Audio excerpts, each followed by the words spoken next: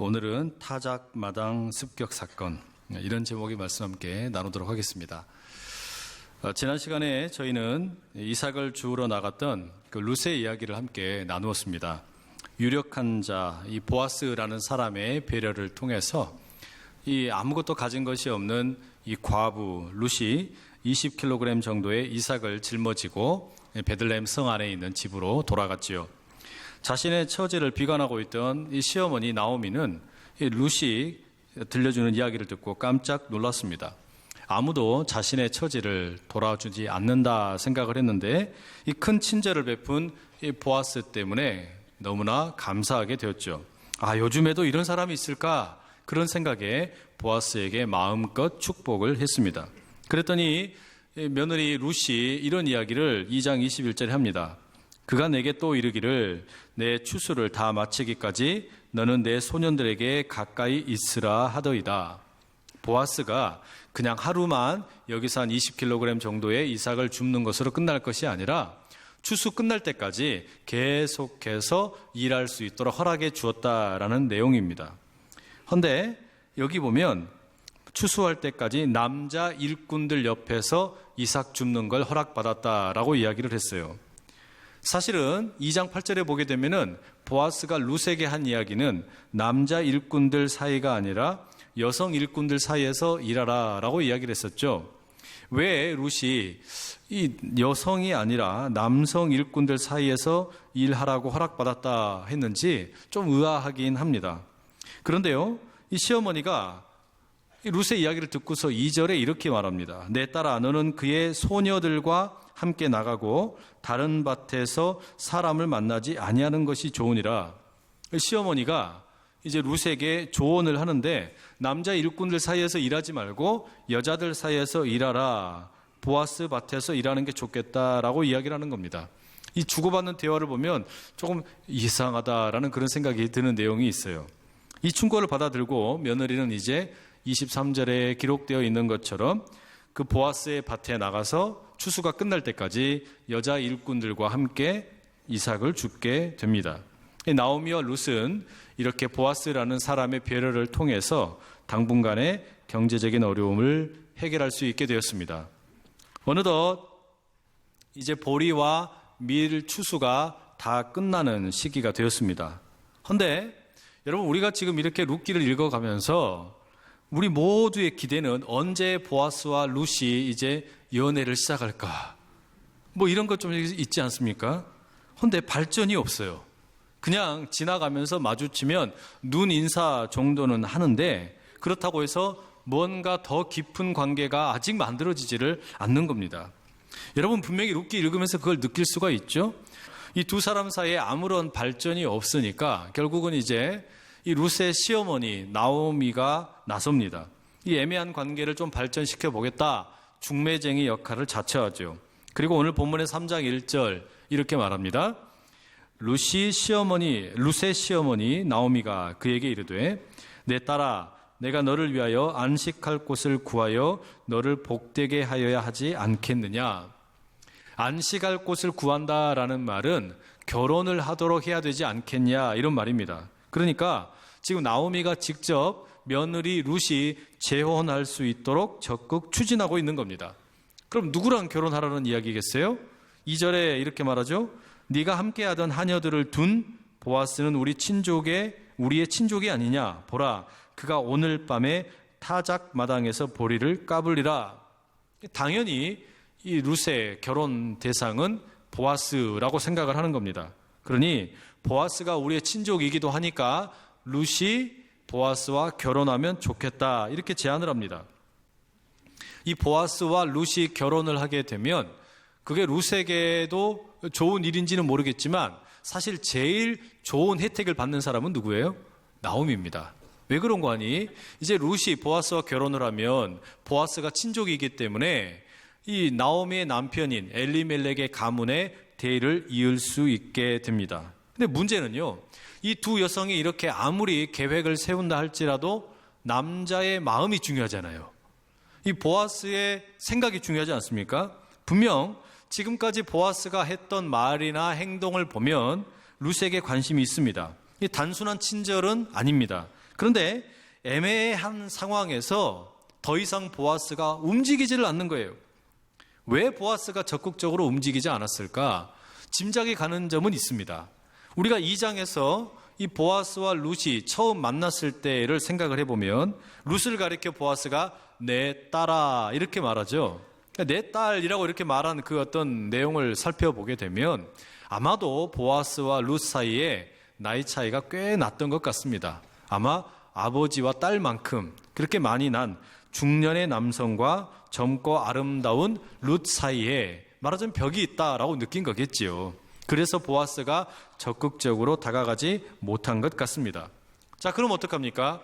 결혼을 시켜야 되겠는데 결혼의 어떤 예비 후보 중에 한 사람인 보아스는 움직이질 않아요. 그러니 이제 결국 방법은 여자가 먼저 남자에게 다가가는 것밖에 없습니다. 그래서 어떻게 보아스에게 다가갈 것이냐, 바로 그 작전을 이 시어머니 나오미가 룻에게 제안을 하는 겁니다. 그걸 가리켜서 오늘 우리가 설교 제목에 뭐라고 했어요? 타작마당 습격사건, 이렇게 부른 겁니다. 한번 그렇게 일을 한번 벌려보자 이런 거죠.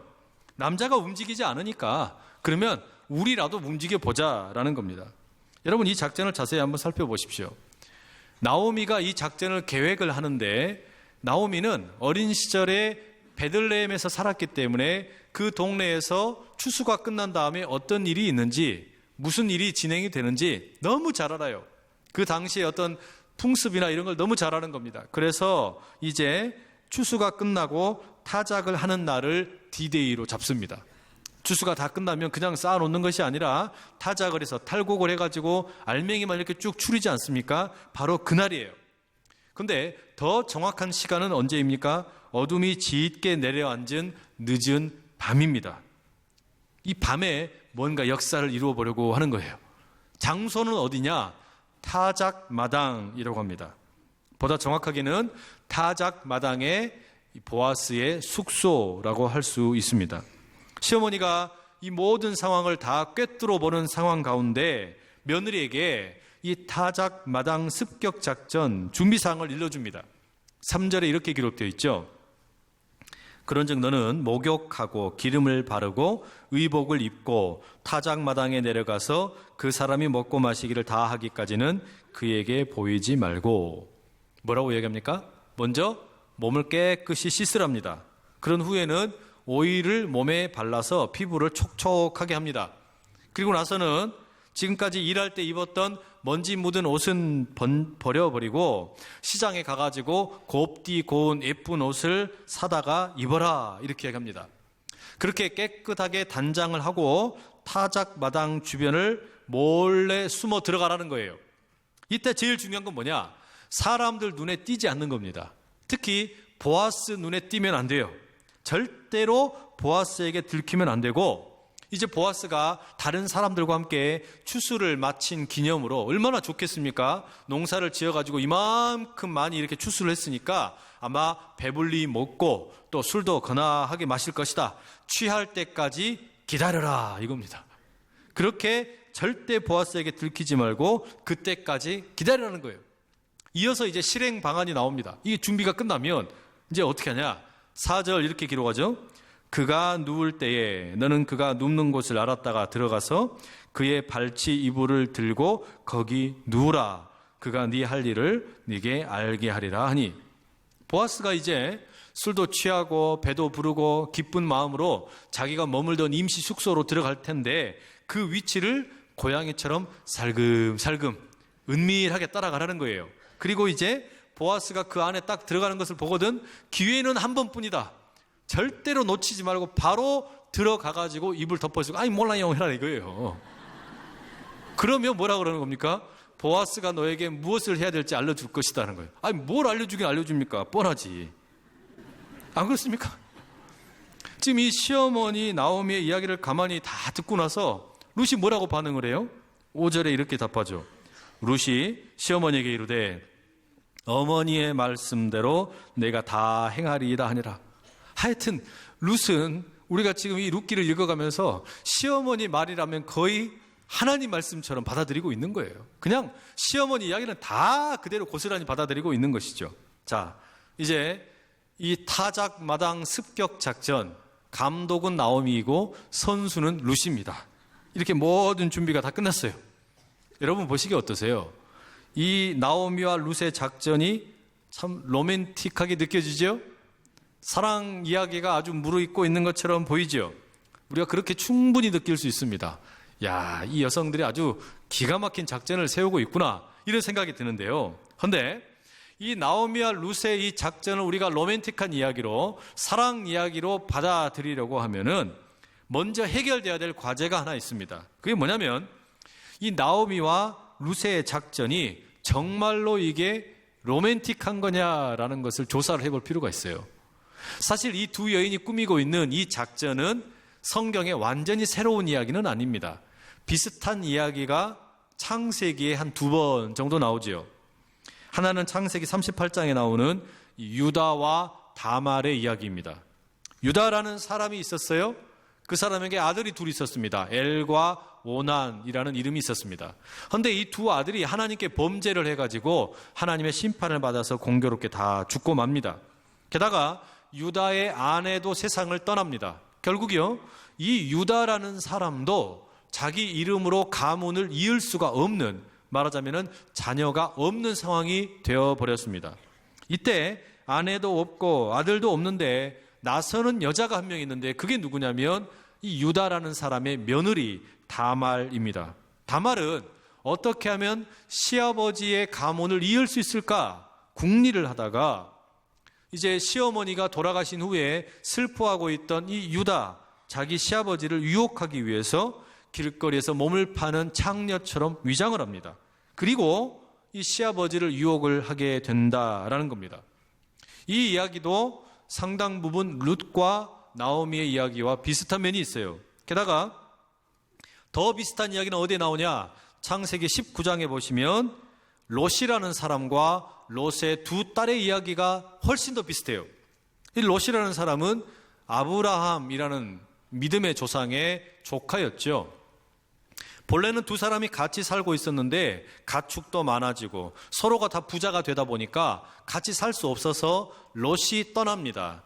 소돔과 고모라 지역, 아주 비옥한 땅으로 이동을 하게 되죠. 그런데 공교롭게도 그 지역이 너무 범죄가 심해서 하나님께서 그 땅을 심판하시게 됩니다. 바로 그때 천사들이 이제 롯과 그 가족을 나와라 구출을 하게 되는데 하필이면 그때 다 죽어버리고 살아남는 건 누구만 살아남아요? 롯과 두 딸만 살아남게 됩니다. 롯의 아내도 소돔을 너무 그리워한 나머지 도망을 가다가 뒤돌아보서 소금 기둥이 되어버리죠. 결국 여러분 이제 이 롯이라는 사람도 자기 집안을 이어갈 수가 없게 된 겁니다. 아들이 없어져 버린 거예요.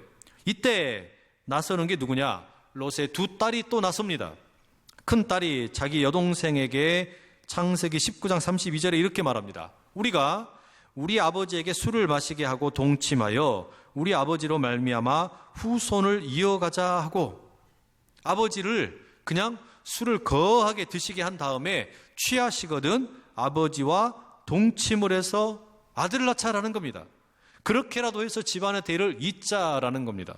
여러분, 지금 이 유다와 다말의 이야기나 롯과 그 두 딸의 이야기나 오늘 우리의 어떤 도덕적인 기준이나 윤리로 보자면 어때요? 이건 말도 안 되는 근친상간입니다. 그죠? 말이 안 되는 이야기예요.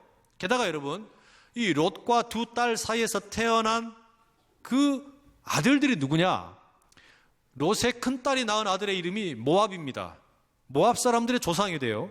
그리고 롯의 작은 딸이 낳은 아들의 이름이 베남미인데 암몬 사람의 조상이 됩니다. 말하자면 여러분, 지금 이런 어떤 역사적인 앞에 있었던 이야기들을 우리가 거슬러 올라가 보게 되면 룻과 나오미가 하려고 하는 행동은 절대로 그냥 로맨틱한 이야기가 아니에요. 이거 자칫 잘못하면 걸렸다 그러면 딱 그냥 창녀 취급받기 쉬운 이야기가 되는 겁니다. 게다가 룻이 지금 자기 민족이 어디냐면 모압 사람이 아닙니까? 그런데 자기 모압의 조상인 롯의 큰딸이 했던 것과 똑같은 일을 지금 말하자면 룻이 하려고 하는 거예요. 이거 얼마나 위험부담이 큰 일입니까? 너무 위험부담이 큰 거예요. 사실 지금 이 나오미와 룻이 계획하고 있는 이 타작 마당 습격 사건, 인격이 잘못하면 완전히 모독을 당할 수 있는 일이고요. 위험 부담이 어마어마하게 큰 일입니다. 특별히 장소가 지금 어디냐면 타작 마당이에요. 그런데 성경에 나타나 있는 이 타작 마당에 대한 이 이미지가 별로 좋지를 않습니다. 호세아 9장 1절에 이런 말씀이 나오죠. 이스라엘아, 너는 이방 사람처럼 기뻐 뛰놀지 말라. 네가 음행하여 네 하나님을 떠나고 각 타작 마당에서 음행의 값을 좋아하였느니라. 이게 무슨 이야기냐면 호세아라는 예언자가 이스라엘 백성들에게 경고를 하는데 타작 마당이 음행의 대표적인 장소다라고 지적을 하는 겁니다. 왜냐하면 타작 마당을 할 때는요, 사람들이 여유가 있거든요. 추수를 했어요. 돈이 많아졌어요. 재산이 많아졌어요. 그러니까 흥청망청 돈을 쓰고 싶은 겁니다. 그러다 보니까 자연스럽게 음행을 하게 되는 일들이 있게 되더라. 바로 그런 대표적인 장소로 타작 마당을 언급하고 있는 겁니다.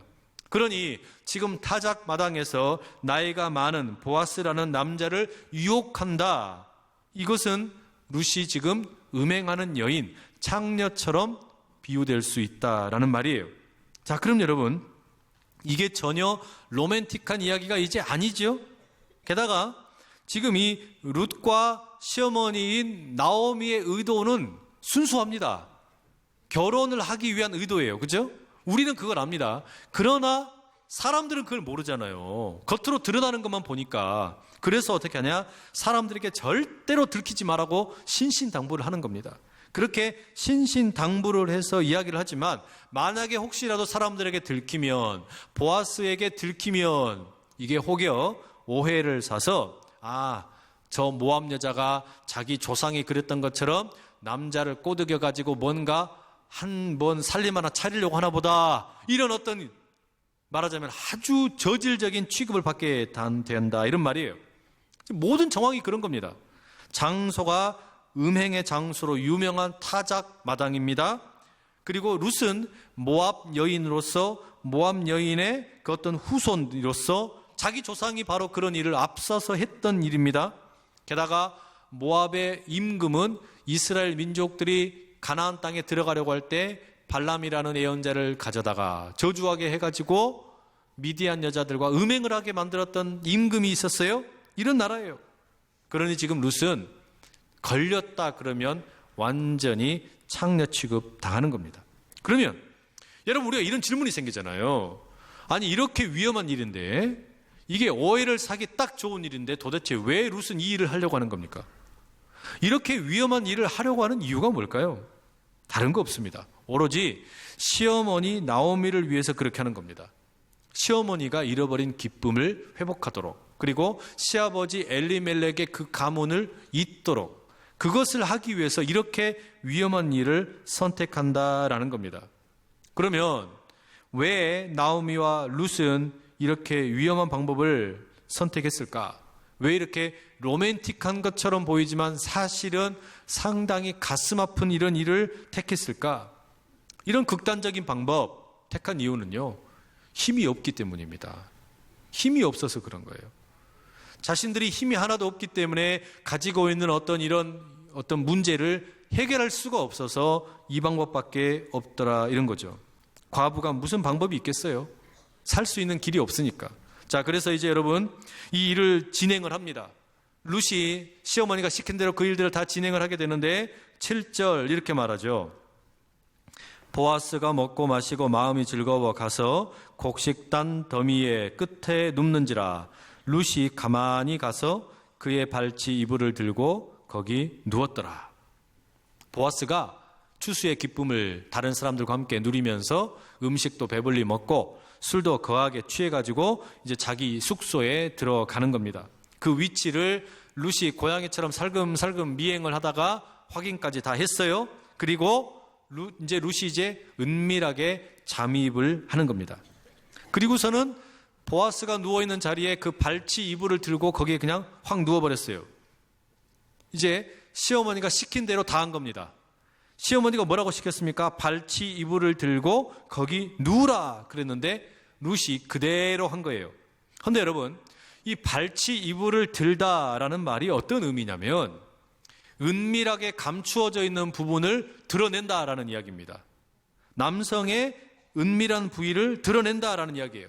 그리고 거기 위에 누워버리는 거니까 이거 뭡니까? 성적인 행위를 하라 이런 말이에요. 시어머니가 그렇게 시킨 거예요. 그리고 룻도 지금 그렇게 의도된 대로 움직이고 있는 겁니다. 그런데 여러분, 발치 이불을 든다라는 것은 상대방의 은밀한 부위를 드러낸다라는 면에서 보면 성적인 의미가 있지만 동시에 이건 또 어떤 의미도 있냐면 영적인 차원에서 보자면 또 윤리적인 차원에서 보자면 상대방의 책임을 드러낸다라는 의미도 있어요.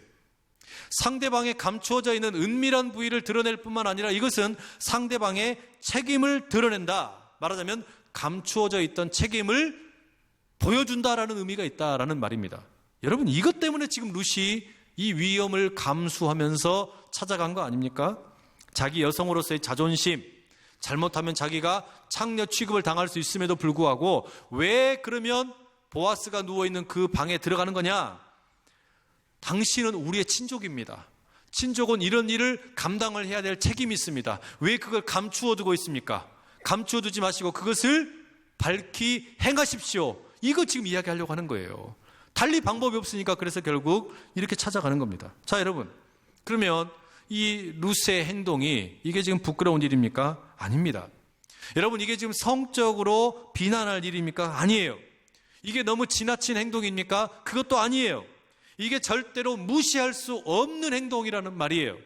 여러분, 우리는 여기서 우리가 지금 주목해야 될 것은 이것을 그냥 로맨틱한 이야기로 받아들이고 사랑 이야기로 받아들이는 것으로 끝날 것이 아니라 왜 나오미와 룻이라는 이 두 명의 과부가 이렇게 할 수밖에 없었나? 그 이유를 한번 우리가 깊이 고민을 해봐야 되는 거예요. 왜 그렇습니까? 과부이기 때문이에요. 힘이 없기 때문에 그런 거예요. 이런 일은요, 역사 속에서 수도 없이 많이 있었던 일입니다. 지금은 우리 여성분들이 투표권을 가지고 있고 참정권을 언제든지 행사할 수가 있습니다. 내년에 이제 6월 달이 되면 이 어떤 그 지방에 또 선거들이 있지 않습니까? 한데요, 100년 전만 해도 우리나라는 말할 것도 없고 서구 사회에서도 여성들에게 이 투표권이 없었어요. 1900년대 초에 선진국이라는 유럽에서도 여성들이 투표권이 없어서 그 투표권을 얻기 위해서 데모를 하곤 했습니다. 그게 영국에서는 서프러제트라는 운동으로 전개가 되었습니다. 평범한 가정의 주부들이 데모를 합니다. 이유는 간단했어요. 내 딸도 나처럼 투표권이 없는, 참정권이 없는, 인격 대우를 받지 못하는 그런 삶을 물려주고 싶지 않다. 그런데 여러분, 이런 여성들의 외침에 대해서 세상이 호응을 해줄까요? 쉽게 호응해주지 않습니다. 이 서프러제트 운동이 자꾸 벽에 부딪히는 거예요. 그런데 이 가운데 에밀리 데이비슨이라는 여성이 있었습니다. 이 여성은 중산층에서 자랐고 대학도 나왔고 당시로서는 엘리트로 교사로서의 직업도 아주 좋은 그런 활동을 하던 여성이었습니다. 그런데 이 여성이 1913년에 옙솜 더비라는 그 말들이 경주하는 것을 구경하는 그런 어떤 이 행사가 있는데 이날 느닷없이 그 경주 트랙 안으로 들어가 버립니다. 말들이 엄청난 속도로 막 달리는데 그 속으로 들어가 버린 거예요. 어떻게 됐을까요? 말에 부딪혀서 사망하고 말았습니다. 그리고 그 말이 하필이면 영국 왕의 말이었어요.